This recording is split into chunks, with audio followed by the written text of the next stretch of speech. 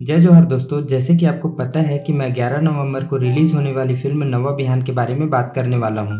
Film के poster से पता चल रहा है कि यह film love story family drama के साथ नक्सल समस्या पर आधारित है। इस फिल्म के ट्रेलर और कहानी के बारे में बताने से पहले इस फिल्म के किरदार के बारे में जान लेते हैं।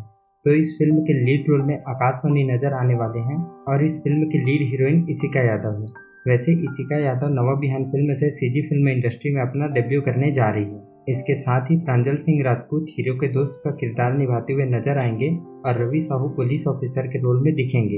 इस फिल्म में इन दोनों का बहुत अहम किरदार है।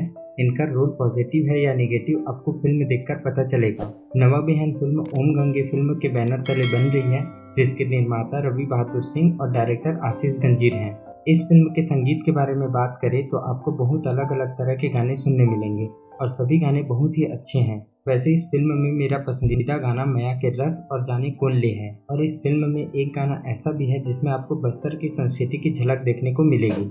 अब बात करते हैं फिल्म की कहानी के बारे में। तो ट्रेलर में ये पता चल रहा है कि फिल्म में आकाश सोनी और बस्तर में रहने वाली इशिका यादव के प्यार और रवि साहू का अग्रेसिव पुलिस ऑफिसर के रोल के साथ नक्सली लोग जो जल जंगल और जमीन की लड़ाई करते हैं उसको दिखाया गया है।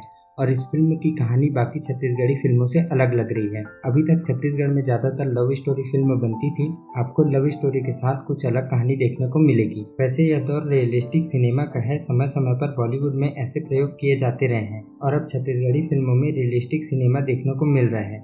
इससे पहले आई फिल्म भूलन द मेज में रियलिस्टिक सिनेमा दिखाया गया था और नवा बिहान भी ऐसी ही फिल्म है जिसकी शूटिंग नक्सल प्रभावित क्षेत्र बीजापुर के कुटरू में हुई है और ये फिल्म 11 नवंबर को रिलीज हो रही है।